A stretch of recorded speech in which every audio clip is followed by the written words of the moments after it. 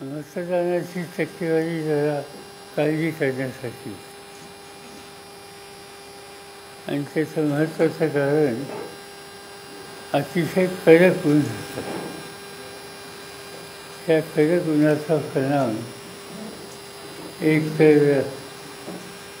प्रचारासाठी जाहीर सभा आणि तत्सम कार्यक्रम घेतले जातात त्याच्यावरही झाला आणि एका विशिष्ट वयाच्या घटकांनी मतदानावर त्या उन्हात जाण्याच्या संबंधीचं चाललं, विशेषतः सिनियर सिटीजन. आणि या सगळ्या गोष्टीचा परिणाम 50%च्या अनेक ठिकाणी मतदान आलं की जनरली हे कधी महाराष्ट्रात होत नाही. नंतरच्या टप्प्यामध्ये राजकीय पक्षांनी कमी मतदान याची नोंद घेतलेली दिसते, सगळ्या राजकीय पक्षांनी, आणि त्यामुळे टक्केवारी हळूहळू वाढत राहील. आता नंतर जी निवडणूक होईल त्याच्यामध्ये महाराष्ट्रापुरता विचार करायचा झाला तर बरीचशी नागरी मतदान केंद्र आहेत अर्बन, आणि त्यामुळं अर्बन मतदारसंघामध्ये मताची संख्या ही चांगली होईल अशी अपेक्षा आहे. आणि दुसऱ्या बाजूनं राजकीय पक्षांनी सुद्धा आपली शक्ती पणाला घरोघर प्रचार केलेला दिसतो आहे आणि त्या सगळ्याचा इम्पॅक्ट पर्सेंटेज ऑफ व्होटिंगवर अनुकूल होईल असं आज या ठिकाणी दिसते. आता स्वभावाची अपेक्षा आहे.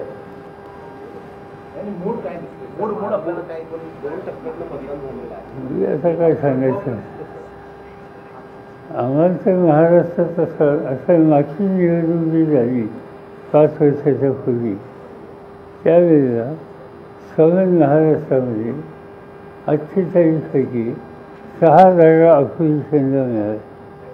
काँग्रेसला 1 मिळाली, राष्ट्रवादीला 4 मिळाल्या आणि 1 त्या MIM ह्याला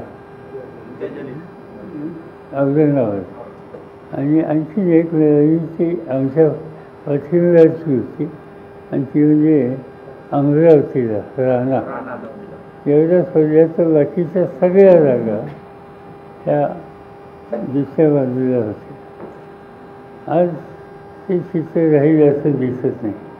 आत्ताचा ट्रेंड असा दिसतो की साधारणतः महाराष्ट्रामध्ये शेतकरी वर्ग जो आहे तो मोदी गव्हर्नमेंटवर अत्यंत नाराज आहे. आणि दुसरी गोष्ट यावेळी दिसते की मोदी गव्हर्नमेंटच्याबद्दलचा जो उत्साह तरुण पिढीत होता तो आता कमी दिसतो. आता आम्हाला लोकांच्या दौऱ्यामध्ये तरुण लोक फार मोठ्या संख्येनं सहभागी होतात आणि त्यामुळे पहिले 1, 2, 3 जे काही टप्पे झाले यानंतरच्या टप्प्यामध्ये महाराष्ट्राचं चित्र ही बदललेली दिसेल असं वाटतं कायमाफीशी.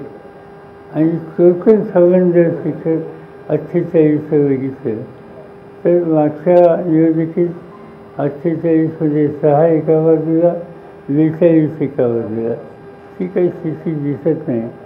जवळपास 45% 50% दोघांच्यामध्ये प्रत्येकी जाती असा ट्रेंड दिसतो. मतदानाची टक्केवारी कमी झाल्या म्हणताना इलेक्शन कमिशननं पहिल्या टप्प्याचं मतदान झाल्यानंतर 11 दिवसांनी, दुसऱ्या टप्प्यात मतदान 4 दिवसांनी टक्केवारी जाहीर केली फक्त, आणि ती वाढली 3 ते 5.75% वाढली. त्याच्यावर आपलं काय आपली काय त्याची टिप्पणी असते? शंकास्पद वाढते 8 दिवसानं केली जाईल त्याच्याबद्दल तक्रार अशी आहे. आता तामिळनाडूमध्ये काहीतरी 40-41 जाईल. तामिळनाडूची निवडणूक एका दिवसामध्ये